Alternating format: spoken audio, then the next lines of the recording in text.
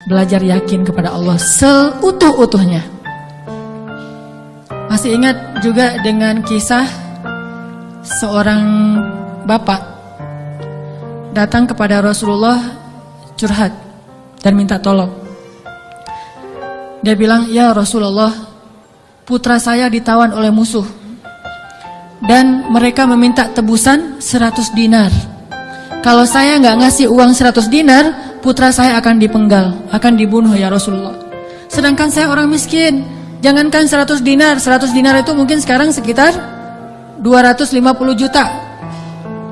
Mahal. Saya nggak punya uang sebesar itu ya Rasulullah. Untuk makan aja susah. Terus gimana ini ya Rasul?" Waktu itu Rasulullah juga nggak punya apa-apa untuk diberi. Sahabat-sahabat banyak yang keluar negeri untuk berdakwah, sehingga orang-orang kaya kayak Utsman, Abdurrahman lagi nggak ada. Terus nolongnya gimana nih? Nabi kasih satu zikir. Kata Nabi, "Pak, banyak-banyak mengatakan la haula wala quwata illa billah." Bapak percaya? Oh percaya ya Rasulullah. Pulang dia tuh. Coba kalau kita digituin, ya insya Allah ya Rasul. Tapi duitnya gimana Rasul? Tetap aja kan? Udah minta zikir, minta duit. Yang konkret dong Rasul kalau kasih zikir, kalau kasih solusi. Zikir itu solusi paling konkret. Justru yang lain itu nggak konkret. Yang lain itu Allah tunjukkan kepada kita karena Allah sayang kepada kita. Allah tahu iman kita lemah. Kalau seandainya Allah mau memberikan kepada kita keajaiban menurut iman, mungkin kita nggak dapat apa-apa dalam hidup. Akhirnya Allah berilah kita pertolongan, jalan keluar. Cuman butuh waktu, karena iman kita juga butuh waktu. Kita taubat aja butuh waktu, ya. Untuk hijrah aja butuh waktu. Untuk taubat butuh waktu. Mau sholat aja minta tambahan waktu. Udah azan, jangan sekarang deh, ntar lagi. Gimana kita mau dapat pertolongan Allah yang sekarang? Fair nggak sih kalau Allah mengatakan, "Oh, bentar lagi ya hambaku. Orang kamu juga barusan sholatnya juga bentar lagi." Allah kasih tuh. Begitu Nabi bilang, ucapkan banyak-banyak membaca la haula wala quwata illa billah. Dia yakin langsung mengatakan, "Oh ya ya insya Allah." Yakin gitu akan terjadi keajaiban. Bukan ya ada Utsman nggak Rasul? Nggak. Abdurrahman bin Auf rumahnya di mana ya? Nggak nanya-nanya orang kaya. Udah aja yakin. Pulang dia tuh.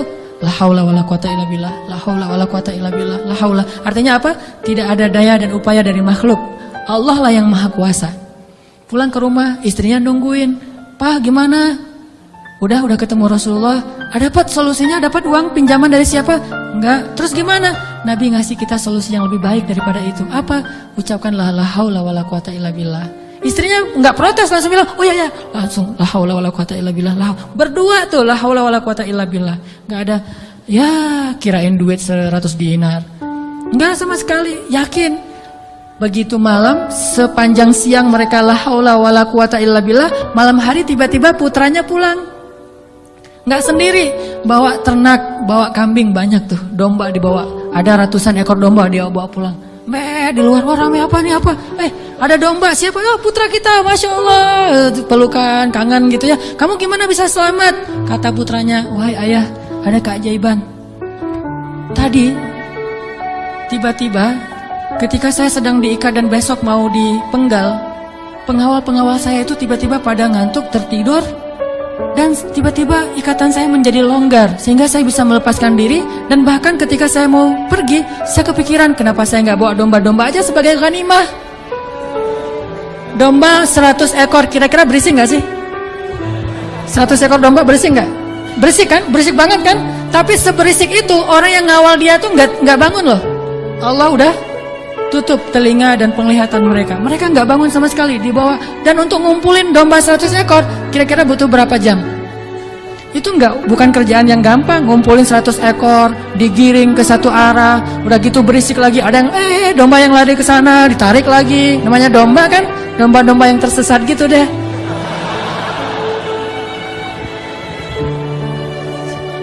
Gimana coba? Tapi pengawalnya nggak bangun sama sekali sampai ke rumah. Pengawalnya mungkin belum bangun, atau mungkin nggak akan bangun lagi kali. La haula wala quwata illa billah. Baru ayahnya sadar, Masya Allah, la haula wala quwata illa billah. Dan ini orang yang mengatakan ini nggak disebutkan namanya dalam riwayat. Kenapa? Saking nggak terkenalnya. Berarti orang biasa banget. Tapi orang biasa dengan keyakinan yang luar biasa, Allah akan tunjukkan keajaiban yang luar biasa.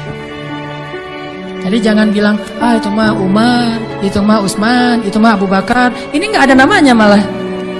Cuma disebut ja'a rajulun, ada seorang laki-laki datang kepada Rasul, gitu doang. Tapi Allah tunjukkan keajaiban yang luar biasa. Kenapa? Imannya. La haula wala quwata illa billah. Sehingga anaknya datang membawa domba, jadi kaya raya. Sama juga dengan cerita Fatimah bintu Rasulillah. Pasti tahu ceritanya. Karena Fatimah capek di rumah, gak ada pembantu, Ali sering berjihad, akhirnya dia ngurus anak sendiri, anaknya laki-laki lagi, namanya anak laki-laki, bukan bandel, emang dia aktif gitu. Akhirnya Fatimah ngerasa agak berat nih kalau harus ngurus semuanya sendiri, gak punya pembantu. Datanglah ke rumah ayahnya, ayah ya Rasulullah, ayah tahu keadaan rumah tangga saya bersama Ali. Ali orang yang sibuk bekerja, membela agama Allah, berdakwah, berjihad. Saya sendiri di rumah gak ada pembantu. Boleh gak minta seorang pembantu dari rumah ayah? Kan banyak pembantu Rasulullah yang jadi relawan tuh. Kata Rasulullah, ya Fatimah, mereka itu bukan pembantuku tetapi pembantu kaum muslimin. Jadi gak mau dikasih kepada urusan keluarga. Maka pulanglah Fatimah. Oh ya ayah gak apa-apa, pulang nih bersama Ali, gak dapat apa-apa. Nabi kan gak enak hati, karena Nabi sayang banget dengan putrinya ini, putri kesayangan Nabi banget di antara putri-putrinya, Fatimah Az-Zahra. Akhirnya Nabi menyusul Fatimah ke rumahnya. Assalamualaikum, waalaikumsalam, dibukain pintu. Ya Fatimah, ya Ali, la tahzana, janganlah kalian bersedih. Mau aku kasih yang lebih baik daripada pembantu? Oh apa ayah? Kirain robot-robotan atau apa gitu ya. Pembantu yang dalam bentuk robot kan tinggal beli baterai aja tiap bulan atau dicas gitu. Apa ya ayah yang lebih baik daripada pembantu? Kita tahu, kata Rasulullah sebelum tidur, bacalah zikir ini, ayat ini, maka insya Allah itu lebih baik daripada pembantu. Mereka protes nggak? Enggak. Oh ya sami'na wa ata'na, diamalin tuh, nggak pernah tinggal. Dan selamanya mereka nggak punya pembantu, tapi nggak pernah mengeluh lagi. Allah berikan mereka jalan keluar. Jalan keluarnya adalah dikuatkan hati dan kesabarannya. Itu keajaiban. Kenapa kita udah berdoa tapi hati kita masih lemah? Karena kita tidak berdoa dengan hati, tapi kita berdoa dengan kok gitu? Gak sesuai antara lisan dengan kenyataan. Ada lagi nih kisah yang mungkin sebagian teman-teman pernah mendengar, bagaimana Rasulullah SAW pada malam perang Badar melakukan apa Nabi malam perang Badar teh? Istighosah. Pernah dengar istilah istighosah? Mungkin sebagian orang menganggap istighosah ini bid'ah. Istighosah itu salah satu di antara hal yang paling luar biasa yang dilakukan Nabi, dan disebutkan di dalam surat Al-Anfal, "Idz tastaghitsuna rabbakum." Ketika kalian beristighosah kepada Tuhan kalian. Apa itu istighosah? Berdoa dengan penuh keyakinan. Malam sebelum terjadi perang Badar, semua para sahabat itu tidur.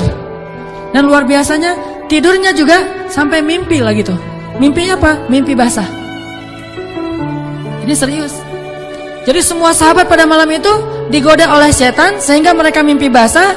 Dan ketika bangun dari tidur, mereka harus mandi junub, tapi tidak ada air. Akhirnya Allah turunkan hujan. Pada mandi di bawah hujan semuanya sambil bertakbir.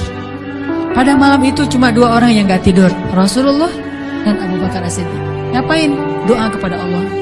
Salah satu yang terekam dalam sejarah di antara doa Nabi pada malam perang Badar apa?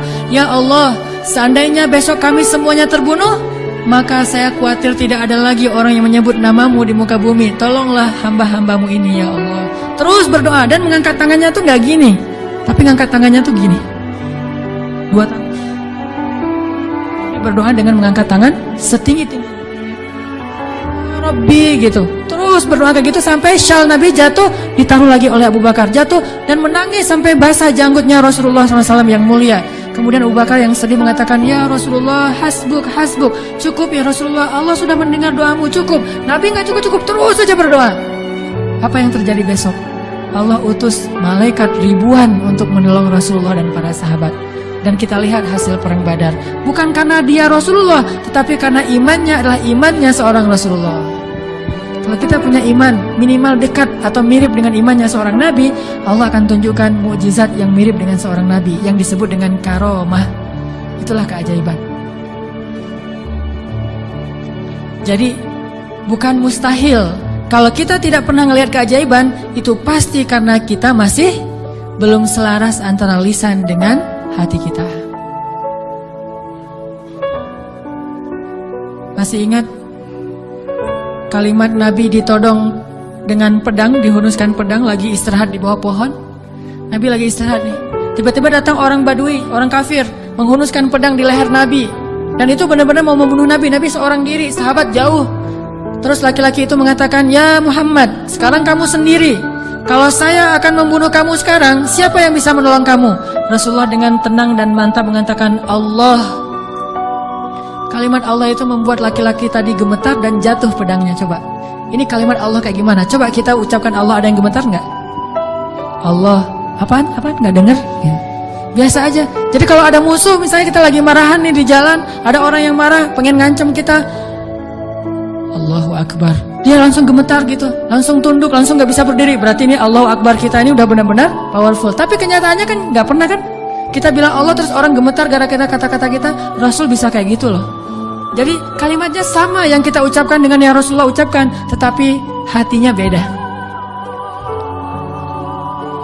Nabi mengatakan Allah, gemetar tangannya, jatuh pedangnya, diambil oleh Nabi, dihunuskan ke leher orang itu.